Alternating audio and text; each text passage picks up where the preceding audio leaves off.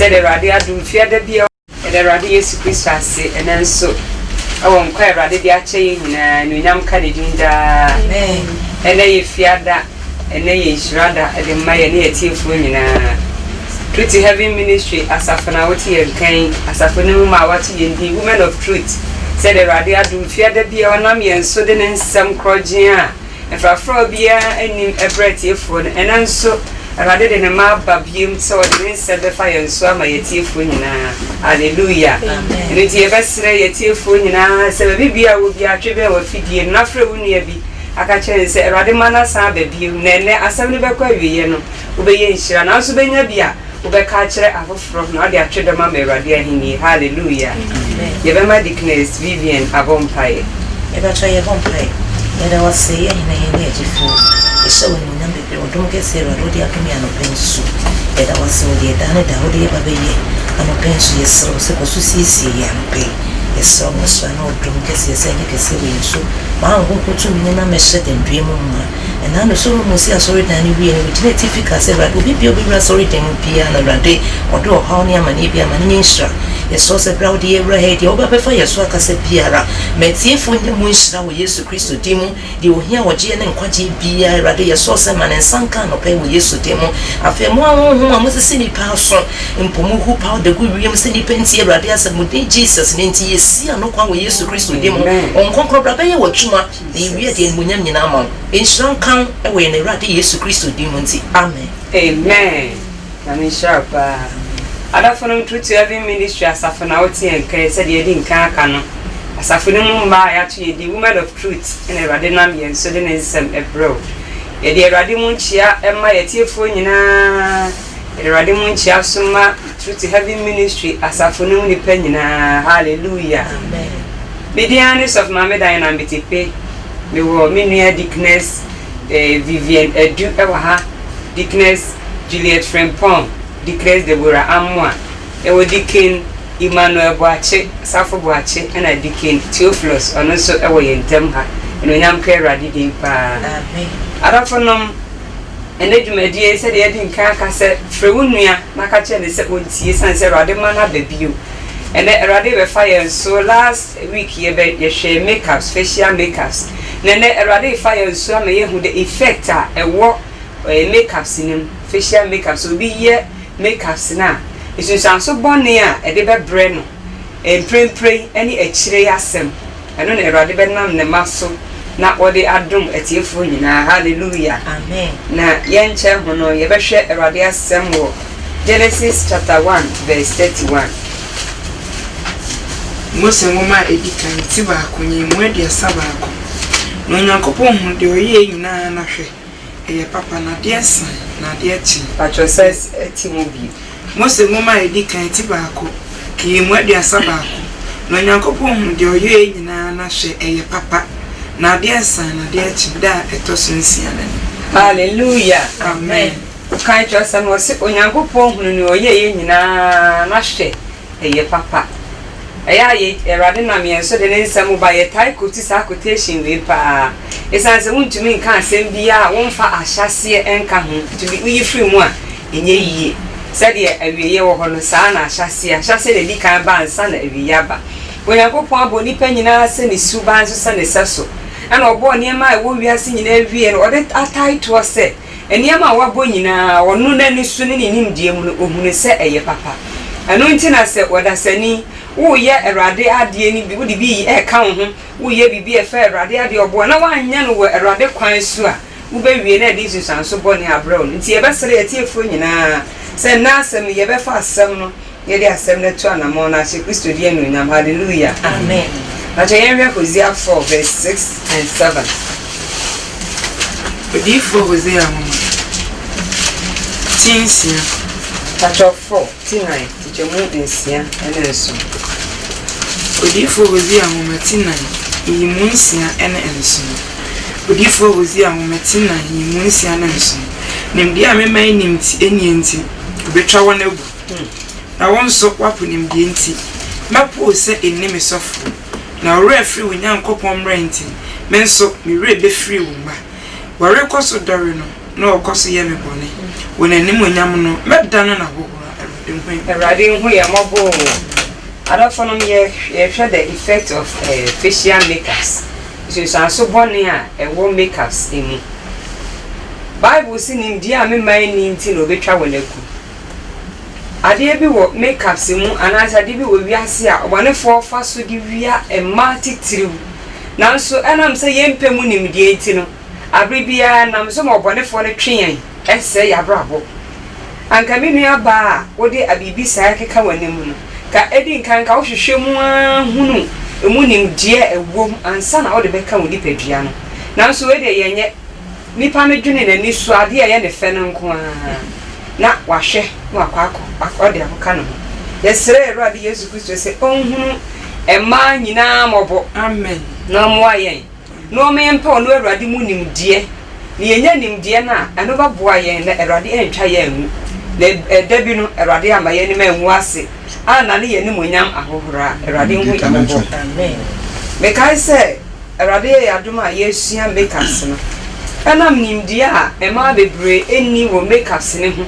na wonim se wonsunsanso bone wo ho nti na yesua ade na yekohu wo ba bi se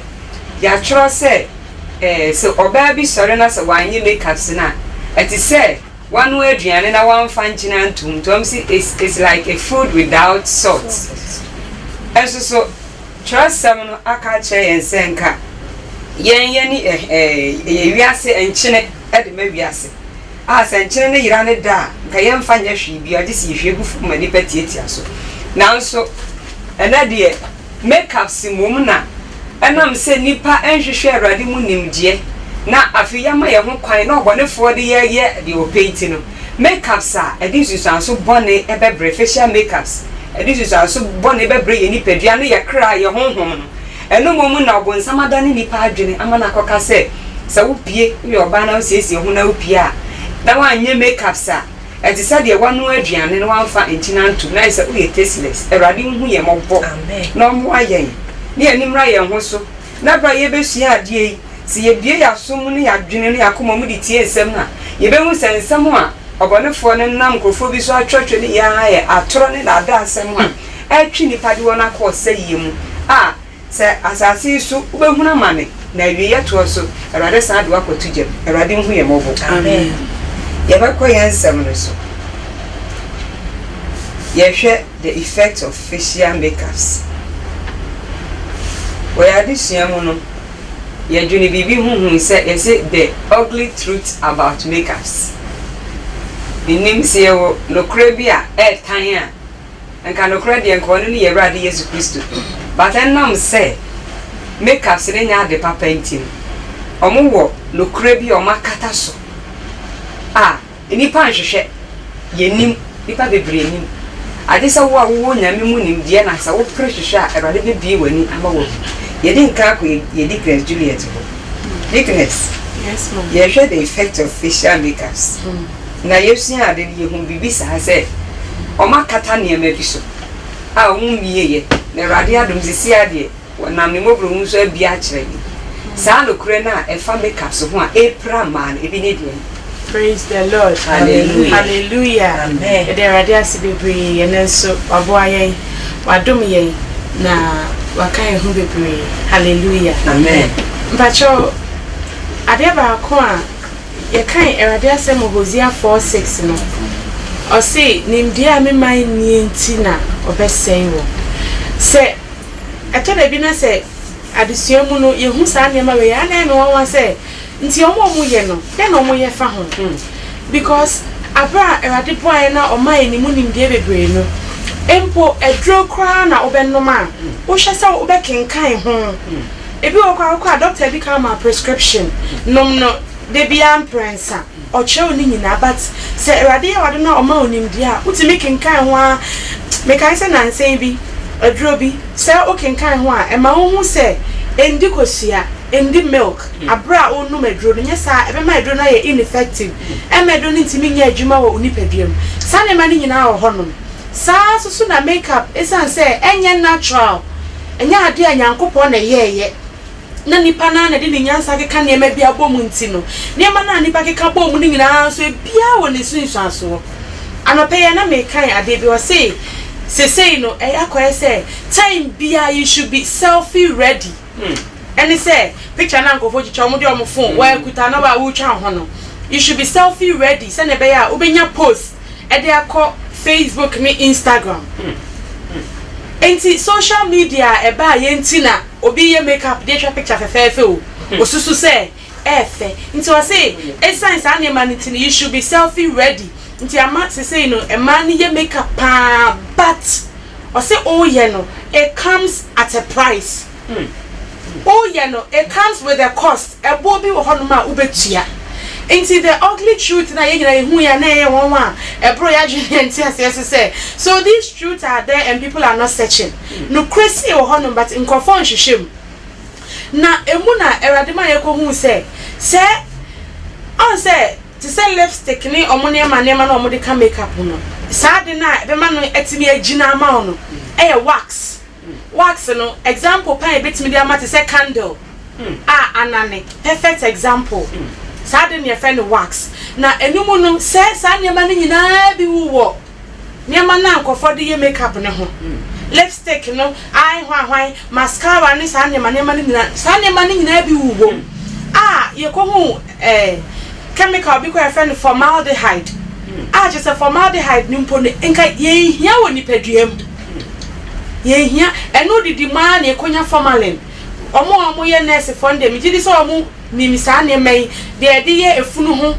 sa ne ma na ebo omo ho ban em so body preserve or sa ne ma ni nyina bi no because sa formaldehyde no ade na chemical reactions ena eba onipaduam a go through so many processes. Nti at the end of the day no benya sa ne ma ni wo onipaduam a eno de susanso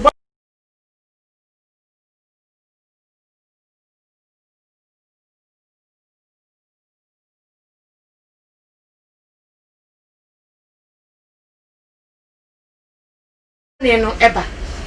yes I ko hu say uko India pa ho so na most of sanema we ni free ba ade bia aka ne ne yesusa no hu wa anwema na say ebo ma yes say gold ade shiny bi I say silver we bi flat na de anwema na say abo mu sa ade ni nyina bi uko India ya oba bi wo hono ma omo hyeda man kra ko anwem ba bi eye sa biaya obenya sanema ni bon ekotutu akọ pesa de ni ba no motoma makeup industries no enu bi no ngode ye ne ma na sister odi chichi wanim no enti ugly truth no ma na ye ka wan asem yo eye no kra ewom but it's so ugly say otia tikenei no otia sister sanema ni ntantam kotugu enti dem de ye manim nie Yankopon ba me ahofe Genesis 1:31 say Yankopon ye nyina hwe eye na ye papa no and some boy ma me say pencil bidie dotie ade e wo anwema e mo fredi di agora e ho hia no obi akọ school o say oye professor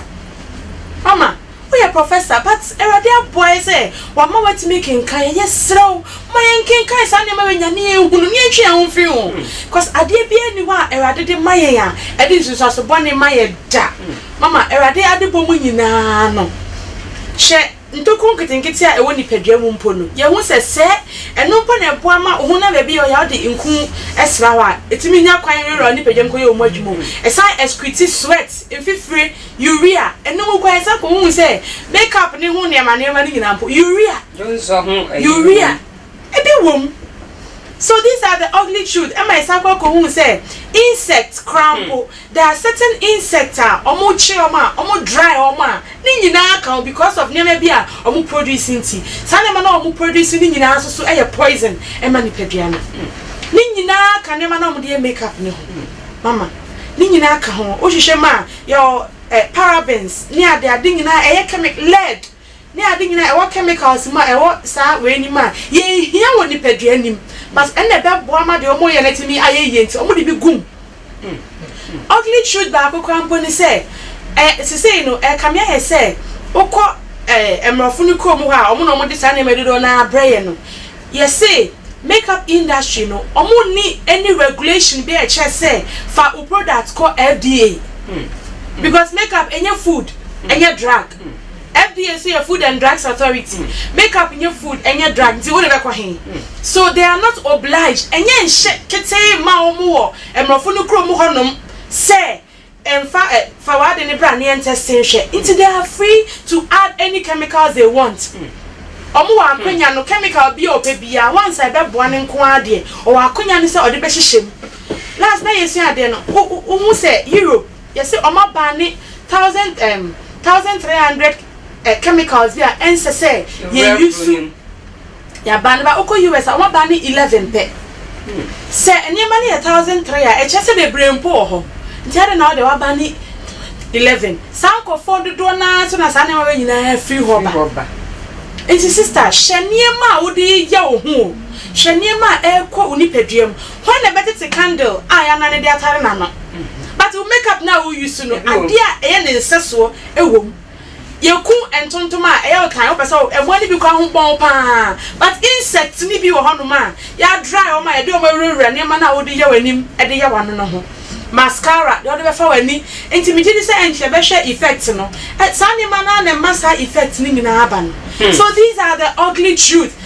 Omo ya doctors because ushe YouTuber doctors be share that card any wansem e can make up any wansem ema obi kwa aka kosi se nka ye kampa ade e fe ne se fragrance because un say pe we no but on bet show say sani ma ne se hwehwam mi pe we de ma na hwehwam ena ade ba ko nso ne se on be ma wa hu se obi timika se someone top brand ye papa ena be ma ubenya effect aye ka no sister ko internet ko YouTube ko Google na check it obeka cha say the fact say o to de any board ni nche say we safe enti o to de any board kwa formaldehyde wo the same thing no kwa na omo de ne ye more because ene me na gina ma unti ene say wax second na na omba na ne egu omo de bebre begum paraben wo de obeto bi ya enti sister the best thing they say na na mama un said you can say time ma optional opa onye but enipa akoye say yempese ebesua de na de erade de amaye ne so yempenti o read ya omo won say the best thing they say go make up free de na me ko na we say ye no ama ema bi nu ntwitwa o mani mbaye a se say o magyae. It's the ugly truth about makeup in them. Did say we impo no say erade ya wadon maybe a wokopa hunim de obenya bebre mpo e bi kwa ye ntimi anka na do so pa unhu aka say say na tie na udimika ba ko bi kwa me hwe ye oba bi a ukọ sa makeup shop hono ma o ma o test say lipstick a o ma o test hwe na obi bi sa ne say enti adan na ukọ a ultimate test onwene hwe o si o gidie wo omo ye ni manufacturers ni mu say o ma ye ni o gidie wo bi o ye makeup ba uni gidie onyankopon mu uni gidie say de ye na nyankopon de ma me nti me cry no as no matena ho a ti mama erade ohu ye mobopa na omo aye na me shroud erade ohu ye mobopa na ade ba kwa na me dwene ho ne say de medical say ka obi akọ school pa erade adom ni die se nipa di gina ho so wo kenkan o gina ho so wo ye bibia utimi ho se yi nipa e wako school adu akiri nanso be hwe se nipa kroya no akwa fa sa makeup si dia ye nanim wo di bi atwi na no aya ahumeti ye ko dickness Deborah dickness the ugly truth about makeup facial makeup ya na ekusuna make I say ye share de mi hu se ye se omo de grease ye di good care mu ikura ye di bi fra makeups ama oba ba hwe oba pa brane no fe onim saka grease ewo makeups ni mu nti no watete no dia ye nanim no kresa erade show ye tie fu nyina tie so fu penny ni na chief na bedwa fu nyina erade shram true to every ministry man so nyina ye tie amon pay mam asami ya will be sami na mama kai ingredient ba ko bi so no so erade bo a mebo so aka ho no ye common ni pa nso nim pa na said na dekness e kan ingredients ne do so pa said erade so asama kan wo Hosea 4:9 kan no wase nim die ni ho nti na ni pa yera no obo no mo hu ne yonko se bititale na ni ma na ye ne fe ne nko na che no wako school pa okita ni PhD bi okita ni degree papa bi okita diploma bi enso wankan wanya sa nimde ne se obekan ade ne ho ansan we use nti onimi effect bia onimi ingredient bia de ebi ka ho grease ye de pepa ka gia ho de engrofo fe ni gia no ye de pepa ho sa de be ya na yesa de sterilize surgical equipment the operation tools near the operation no anasa surgery no enti eno ene de ho sa de be ye ho efi nyina bet James ni ade nyina ebeti afre ho nti mama ade we nya bleaching agent ano nya den ano den but nipa enim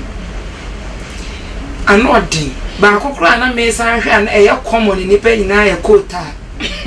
kota sisi ana me hwe na me hwe effect ne ba akode de ba e na obubo product chemicals ni bi mu use the makeups na etimi cause sa problem no enti na me dwene ho sase na ade enti na kota etimi de ye ade ma oni pa ekoto de ye nanim ni pedue emedi bititi bo mu kom bitwa mo na ho nyina ye twi omutwi omana ho nyina ba bi odress e begu ho bia obetwi erade ho ni pa mobo enya no nko eniema bebre se de na de knese ka no ba se wo pese unya nimdie a eba bo nimdie so de twase ni penya na eboa no mama apart from se odipa use san yema ni nyina no erade bo na se yakọ effect bi wo ho no ma no pe na ma edwen ho ne ye mi hu yie but nipa bebre nim te erade mo ana de ye nkomra no ye do effect na erade be bo na erade nshira ba di crazy e ko di crazy bi ho di crazy and some we be asio if you say erade bo ade a Obama no kwan ma Satan de nsa to no so no Satan unyini se ojimi ma bebre because according to the enuanu makekan ka grease insect our ye poisonous ene kota ene niema ehunhia candle ene carbon black niema we nyina ye de fra makeup si but unimu ntina na wakoto na wo dia yije bonim onyini se bonsam se wo jimi ma bebi ano dey erade hu ya mobo mama erade nshira wo bebri because me nsam aye kan se etiefo behwe na nka omu asakire omu adwene fo ho anka bebo ababa isan se eya na mera ho pa wo tese ensam aye bobo so yi se erade anya wadom pa mo wa ma mepie asafose mu anase wante sansem we ya na je se wugusu ha wo yewe wo de office wani ati o anase wo de wani abie hwekwan Adam ene na yire Hawa Satan bie wanani ewo edin trum sa kwan ya so na bonsam so ebie ema bebre ni sa bre ya on the office Bible say ekwan bitin ni pen so na so na wiye wo akwan man menua ba we ni nyansa tese mesra me kon ni nyansa tese ebebo okra so de kan say weakness mutsi kan just wapom di wonni ahoden ema oni padua no wonni ahoden ema oni padua no na dikna jile say kan say yesuman kwala bi ema omokoko hwe sa de na omode kokko mo ye makers sanan kwala na nkasa kro no mbakwa ye na tin no motens omuso nya infect ono kro no fa de ne enye nanim no kro no nya infect just say ha wo mo ankasa omuni padua no na nkan pese owo fa de na ankasa de asiesie wonim no kwasem ne enu ama no mo Satan nyimi yes ha eni mo nyama Onyankopon de mai na say de wo kan Romans chapter 6 Romans chapter 3 verse 23 won so ama Onyankopon eni mo nyama kwa eni mo nyama Onyame de mai na aboyen me nua ba wo sa kwa kofa say eni mo nyam no we mo nyimi yes ha no kwasem say de mama wo si kan esan say to me bia wo sia bi no mo kroma cha say de wa ye no hono and the moment ade ne so koso bonsam so se de esi bie wani se o twese de and the makers ni bi esi kese who different no wa na toy what is that why you say abo bi wo free Nyankopon image ni mu de se de Nyankopon si ball wo ye nyame o Nyankopon wo se wa ball se ni suban ne nseso Genesis chapter 1 verse 26 no Onyankopon suban so na wa ball afa de menua ba wo free Nyankopon te biem tese ade a wo ye bia no enye nyansasem yesra ye ho adofo no mo ka ya kan e ma dodo na chese won boafu a chese wo hunu de chese omo ye wo ho nkasa so the last week me man kwa na frɛ ya chese omo kasa adi we chese e ma de obi eni wa eye na yi yesa ye nua no ho ye nua ma no munye nyansafo e ma Kristo san say ye ni Kristo ka chira chese odo ye ne nkasa do odo ye so nti na odo asa na ma we nyina di a kyerɛ say ye pen yi so yi ye benya na henie no mo emu chefa nti yesra ye ho mama yen emu ye ho mama yen ni na ho na yen anya te se ye nua ba ha wa empo no Nyankopon baabi Awurade siesie so de dom no empo ebo no saa na yeso so ye pen yeso so no so koso sabri anopa na me ni nua baabi di nkomo na me take em with friend no te se kwa ware no o she ni tinu ye natural kama o be ware o ba ka kire me ni tu ni fo ha fe what mama me kokodu o mo siesie mo no e na convince me ya na o ye wo tete kwa do na o ye sei e na o mo ye na sadana wo siesie no ka ye onyam ne seso no e ya tete kwa aye ni pe ni so no e ya tete kwa adofo no onyame anim onyam a ode ama no ene ya sesa Nyankopon anim onyam e gi atro a e di ni pe ko sei mu Awurade nsa ye nim se ye buso ye kan Awurade beboa ye ama yetimi aka na ye chensi Awurade nsa pa dickness Awurade hu ye nyina mo bo hu ma mo bo Onyankopon abo ye se di su se ne seso o ka twasem na bre Awurade bo oba wie ye ode ne bre Adam na Adam hu oba no hu ne onye no to okwa oba no se nu monyam ban Awurade di aboye no na Satan na ni bre na ya ne ja se Awurade aye yensa anu nti wo fa kwan bia so se de be ye nu monyam no ba na boye nti odi ka akoye maame hawa ho ana okodaada no eji ni fi na nu onyam tena be ye Awurade di ama no ade ne koto enchekere mu ma okobra ye sa na obone for once sa na kwan yo enu adu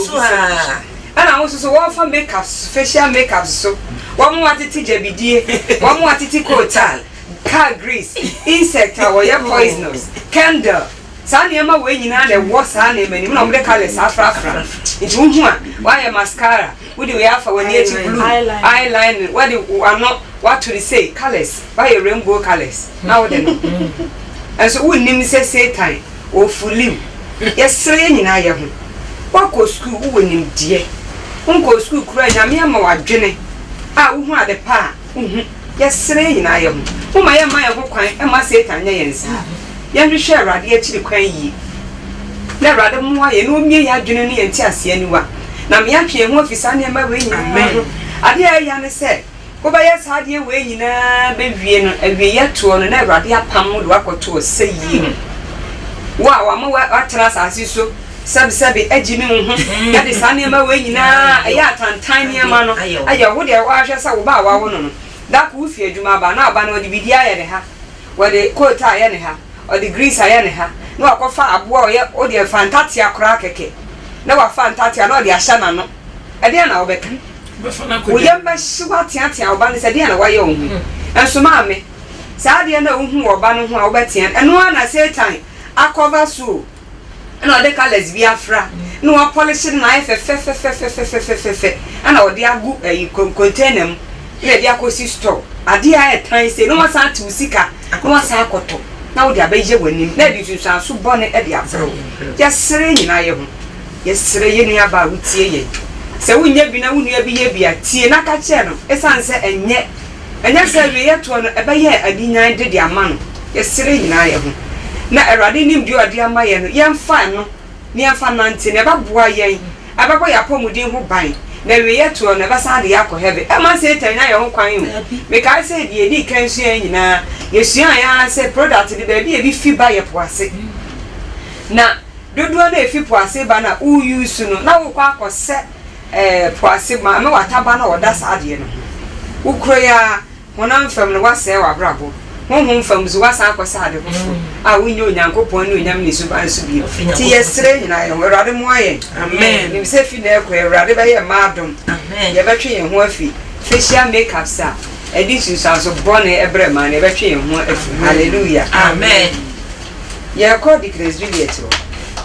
weakness yes mama mate say bleaching skin bleaching emma effect be brave Awurade adomo ma yesua but what is here be mu ma ehun say facial makeups it should sound so bone e di brain nipa e drosso e chen skin bleaching no kure no kwasem pa ensunsuaso ne doso o say o check here utimi hu 17 o baby so no a ombema 10 but 17 uhwema 10 de nye nyina na say ampa say e doso pa me gidi kwa say senka ye fa chemicals no mo de ye ne baako ne ahwe bia ensunsuaso de ba ne pedua na ne nke benya bebre nti we no effect ne de e doso pa nti menim say Erade hu ye mobo na me shira ozo pa ye kwedikness Deborah honum na ye hwe the effect of facial makeups no omobo bi so nkyere ye dozo nti won ka bi bi an ka bi na me hwe se de na dekness e kan na ba ko bi am enka erade mo mini kenken no anse sanse me koy na no so Bible omo submissions no mo de aba on internet no omo ye hwehwe mu na okasa ba ko fa premature aging onipa se we use sa facial makeups na ebedu baby no wo benyina ja wonfie ho eya wo se wo use ne sese na dia preventing ye me wo anima nipa hu so ye abofra na so ye young wo ye ma me pani kakra bia na rade wa don wadu 40 se ekọ odwen sa wo de katam from so but the bedroom baby no na ma wo nipa bia no wanim na nyini eja enyini baby a wo de ye bia ebe nyini nti na fei woni wo mfafo gina ho a wo hwe de wi ametiwe ya erade adomanyini so menyini bebre sa so me classmate bi otwi makeups na wo secondary school ina na otwi enane ne wo so wajayo but nam say eya de ya wo yema ne chie ye nti aka wa ma nanim no me ne gina ho a utimo so o chen me pa nso mo ye so ye pe adentia chemicals bi wo mu a so de na dekness e kasa chemicals ni nyina na kota ya digu kwa so ye maka afa so de wo de kwa ye wani mu a wo ye den abenya effect nti enam se nipadua no pulse wo mu a wo twi makeups ni nyina na pulse no sa makeups ni entokro na e wo nipadua mu no baby enwi ni fiba no baby enwi wo unze nipadua no nwi wo ho se nwi wo mu de ne hefa na enwi ni fiba ye entokro bi e wo nipadua ni na ma nwi ni timi pie ba santo krontokro no na se nipa use sam kota ne sa ingredients na ya bobo so na etimi maninya premature aging onyini but the makeups no use ya drew baby ninti no na we say e man anim nyini by force njo won so beto akoso ana thickness e kana me dwuna de bi no unze na all case for formaldehyde na e kan formalin ne sa ne man ye de preserve efunu no sa bidie me bete e pan ne satete no na efunu na ne ye de makeups twi no anam say ye de na kwasha fridge ni yi no watwentwom nti no ye pese na nim ne de nipa behwe na nim ne ye sorochen kakra nti no mu use nti na ingredients na ewo mu no eye de preserve fun no nti no mu use the preserve fun say de be ya one say number 1 2 say de be ya na nim ne be ya kama ma nipa behwe a wo be hu se nipa no woni eno so kra no mu ntwi ni bebrete say de na amanfo age aboso na etwi ne tentan no nti problem ba kwa obenya no ana problem ba kwa na me hwe na me dwen ho ya cancer no wan chese se cancer of we and say cancer wa kan general na chese baby a wo de ade ni beye bia no benya sensunso aso no se wo kom na ade beye se wo asun nchem se wo achi se wo nsa ho ehefa baby ade beye bia betime nya cancer ade ntia o se makeups na contain toxic ingredients eno na ya bobo bi so de bi ye kota parabens ewom ethyl parabens ni nyina ye eniema omo ye science and as omo ye doctor for ne omo onimdifo akọ manimu mo niema ya boboso yo mti ase onza sister woni nimdie ni nti woni ma de kodie ye de ye ena woni ma de kodie ni nsunsun aso nti wo use omo ye ade na omo na asan ye findings ndi abetu na de mesere kra ne se o kai dru baby a wose se cancer yi ho de ma cancer ne ba no omo de ko food and drugs border omo no mo ko yenhwehwemu omo yenhwehwemu bi anhwehwe se bi a ingredient ebe ma ya rewe be ma de nya ne se omo pefre omo ye product no se emma with immediate effects imagine emprempren how de we nya bi long term na so a long term wo yakọ animu no bon samancha de yakọ animu ne de obe mo enjoy na what tom ntentan na ya wode de emi hu ba ko ne se nkaduane de ye the call food and drug board ko ye hwehwemu hu se tomatoes we a mode abadwa so yi se nipa di a emfo how bi emrani mpo ni long term effect bi ampo na campese obenya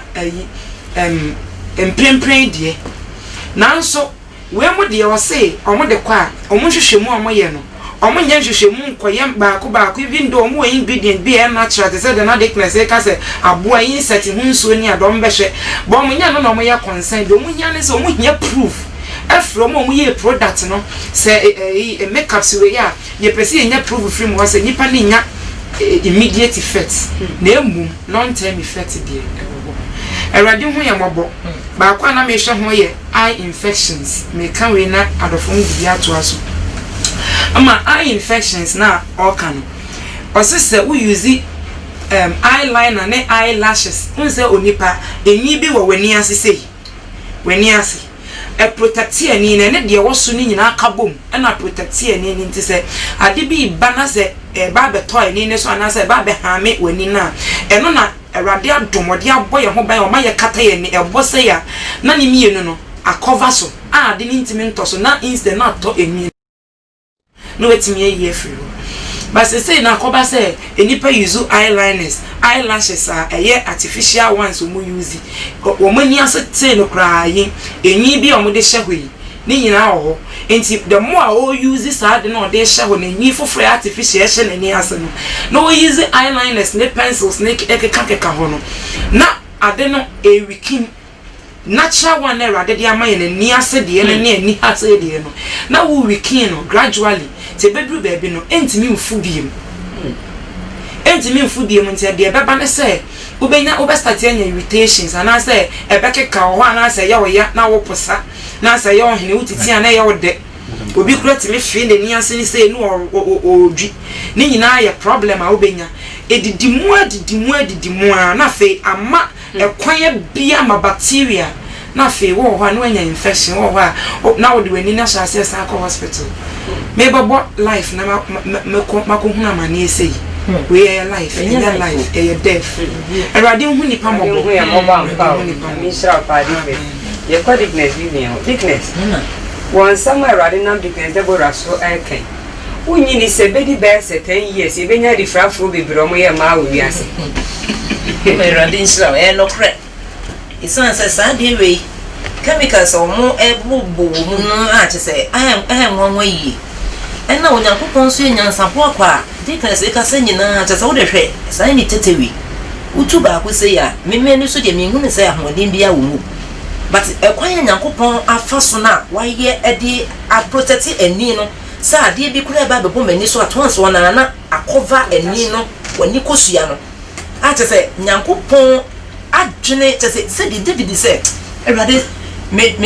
dwene wonwuma ho asa de wadwene mu esi edofa se che nyankopon adwene mu dopa me nua dofo no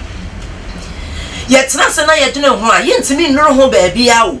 esansa nyankopon do wo to nipa ekwa ye ofa so ye nipa ne me be protect nipa bia ni nyina ma ahoden ye benya ahoden no ode adom ye but ekwa ye Satan so fa so na ode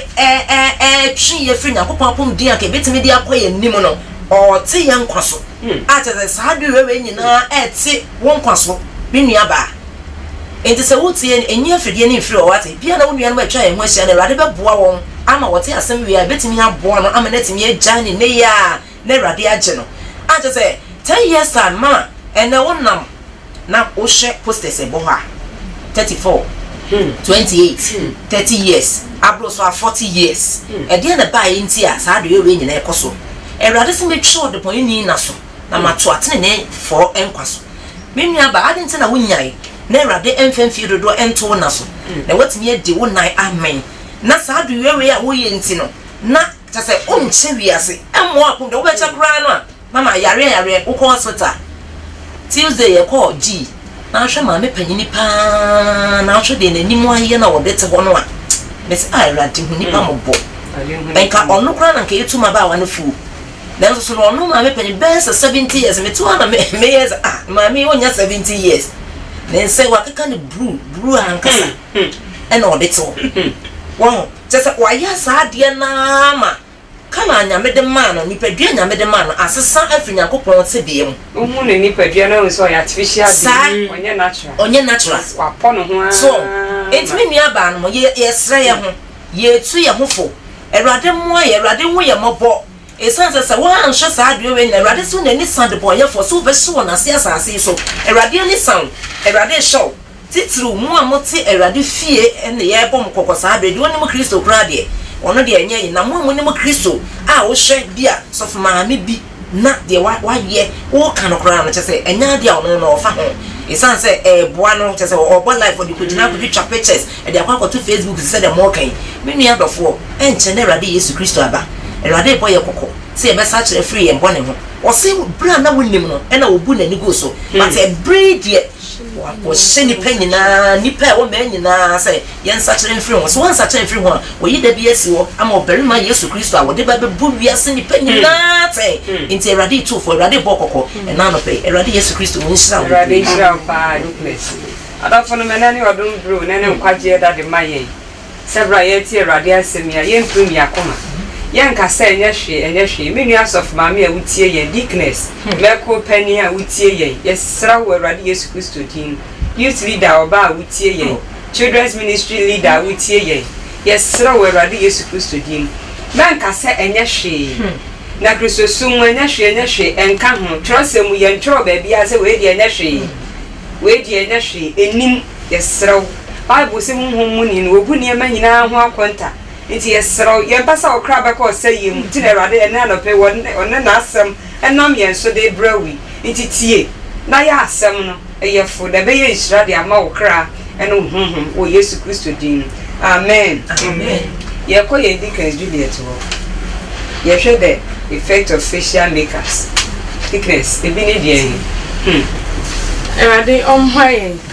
pacha yenkan Erade asem wo Ecclesiastes chapter 7 Ecclesiastes Osenkafo Tinson ufi megusama na akọ Osenkafo verse 29 Ecclesiastes chapter 7 verse 29 Osenkafo Tinson yemu aduonu nko hwe yi enko na mehun se hwe ye enko na ye okay hwe ye enko na mehun se Onyankopon ye onipa ten na wanara na wohwehwe trim adwene bebre hallelujah amen okay English now say lo this only have I found that God had made man upright but they have sought out many inventions Nyankopon de oye nipa ten na nipa na hwehwehwe ma benyama bebre de abekeka ye ho mama say on say adano na enkum particular bia enkra nkum particular bia na enkra mposo so ingredient wo ma na eha enkra pa wo se omunya allergies ni ade no se et emrofo na omu educate ye ma ye hu o say natural de e marketing term on say eto de bia okota de omu say natural 100% natural so 95% na natural de Nyankopon na ye yo nti bere na de na ye natural say o say natural na omu kan e marketing term nti obi what me ka say oh me de ye full of natural products fine ye no nya chimie na preservatives no omu de kan ho na because ye preservative BHA no e so deadly e cause cancer papa nti e natural bo na ye de ye ma ye de preservative a e be bo ade no ho ban agum eno so obeka ne sen na o say adekunti a ne effect na ye bebre no o say products na mo de ye ne eto da ofa say bia answer na obeye o makeup ni be wie no na we you see over 126 ingredients and I say chemicals 126 nti ofa set bia se ode ye wani ma ansa na ode we mascara eyeliner foundation wan nyina be wie no why you see over 126 ingredients ebi mo use bro but at least 126 and I say ingredients ni be so poisonous say o use the kit so people on the pedua ni ma enti na we no ye kwa be see omo a omo ye omo so omo ye omo do omo ya konkrofo nti omo ye ne kakra bi no light kakra bi ye kro o say chemicals ni bi wo ho no ma e so poisonous say o use ni ketekete mpa esan say e unipadua na o skin ntokontoko it goes directly into your bloodstream it who use so ya say kito say bebro you are at risk ntia na unyai Erade omwaye nimdia me mai nienti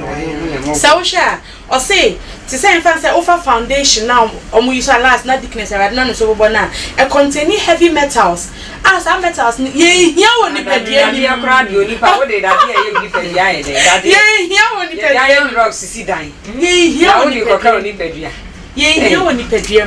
na ye frɛ bibi so titanium dioxide minim hwe kran minim se sad na e makala ene na omodi eye paint de ma paint color no obi a o ti bia o sa nema no hu de bia nim say titanium dioxide ye de makala anti foundation na nipa de tuntum kra na odi twia na afa wa ye broni no ebi wo nipa ba paint ne ho say eye paint o eye paint say oka Bible ka o painti na nim so onti e paint so no who use paint dia won't mean use paint abra o baka say me dem titanium dioxide wo ebi wo na hwese mama ade e paint anke e de ye madan ni nwia no ene wo be yiso ma oni pedro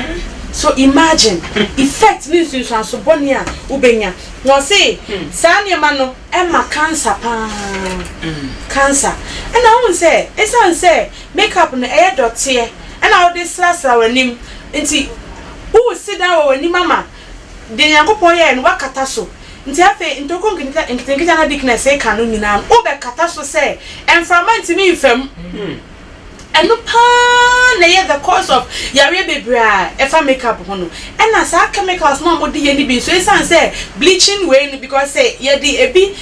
sterilize surgical equipment ade de sterilize ade de anye hwe kwa minim hwe kwa de mfa say minim hwe kwa parazone de ebi wo because ade a de sterilize ade say be a be yi emwa germs ni bacteria bi e won bia film after say why operation because operation when you contact with blood any nipa wonsuo enti sane ma ni nyina wo mu a yen hwe eye infection and thickness ken obehu obi na nani ba kwa ye red pa Apollo mai so as Apollo aye no ni nyina ye makeup ba kwa ye kan kwa do say o ta nya tipaye a na say uye makeup a jai kakra na hwade o ta nya tipaye na migraine e ma bebre ni tipaye ba ohun de obeye mama tipaye nya sam ketwa ni nyina ye sa formaldehyde no for o de ni ntini mu ni moja mu mama oni me yes me bought formalin then e ka say efunu yi no obeba option formalin for dead bodies enti e che say eye injection bi a omo de wo omo a e mane ye dendende say na be ya empra na say ensentem enu wom enti e ma headache pa because me very sure say e ko stop hormones bebre from working wo you ni pa na o de ye on what yes and I person we ye na person we yes efunu Erade ohu ye mobo pa and I face so me kai say last na nya ba ko o nurse e ka che say and the hospital contact dermatitis e skin we bi both reactions the brain kwaso enipa no any pedrenim high kokko na sa high ko bi bebre ne kon hu na nim ne sa ne ma ni na ye effects of makeup erade omwan bebre esan so kwa wo ebi won pa eyebrows ne lipstick ne sa ne ma no say lipstick no e de ya ubedi bi amudi o nya so ubedi bi ubedi bi ana udi ne so lead wom lead no so no eba ni pedwe ma e ma lead poisoning abra ye sua bleaching no ye share lead poisoning or lead poisoning mercury poisoning se eba oni pedwe ni ma lipstick na udi ni ade ni nyina so timi cause nausea o asa obofuno asa opemfa asa obofuno asa ye osefe and a birth defect wa wo mu no unya dem die anase nsusuaso boni bi se bia abofra ni mpo na wanya nsusuaso boni bi e woni mu anase wa wu mu nsusu mpo erade omoyen bebre na bachose ne ya bobaso no headache wo ho eye problem wo ho eye infection skin discoloration e ho abon se esan se ingredient ni bi esaye bleaching we ntino oni pedu ase baby aye kokona baby aye tuntum ni nyina aka makeup no effect no ya brand ti the best ese asopa enchera ye ba ko dependable thickness na ye hia de no maka de ba tie hu say so we health research about makeups na facial makeups na hu ni say omo eni bambo bia de ma omo ye omo mu use makeups no sanka obi no aduane a obeton wodwa so de food and drugs board sum ame ye hwehwem makeups de ntisa ndide na wo ka che tie fo afa wade a obi ye na so de poison gum se de be prawo kra ye ntimi nchene ntum wodumi nya de hwe de na wo ka che tie fo afa de but so answer the dickness back I remember when can say since 1938 and as I didn't know emre bia ni ho nti hwe efri sa bena basis e brand so ayo brand so yeah ready asemo Isaiah chapter 3 verse 24 ewie ye no kra no oka sembe okan efi 26 na okasafa efi 16 ni ben na okasafa ma hanta temu ready de be ma Isaiah mama o maso aye den no tu kan 24 na wie ye na oka se na enhyehyie twa asi ahofe anam ena na meka aging no and premature aging no ubenya nti erade mo say ye nimra ye ho so na mama na obusa me question no Revelation chapter 21 verse 8 okase adwamammofo abosomsomfo atorofo achiwadefo won ehufo mo nyinyina na de me eye consensus si apa atorofo ye hu ni sister ebra wo di ade ne kata so we di atro kire se wo yi wo natural we na to nte wo kata so nti wo di atro kire wi ase nti de obenya ne se obenya achafa wo jatade ni na ansa na benya achafa wo jatade ni no ba bre wa asasi so sanso ya kan nyina no we nya ya omuni bambo bi ade ma de wi ase ni ade pa de ma jai na rade asumdue mra wo so nya sa de wo ni asumdue o wakoma mi na wo wi so so a owuo a ye owu pirenu eda ho etwen erade hu ya mo pa nya me shira ye ba ko ye tie fo nchen na obedumadi ni so obetimi afra ye 0553 175 112 0553 175 112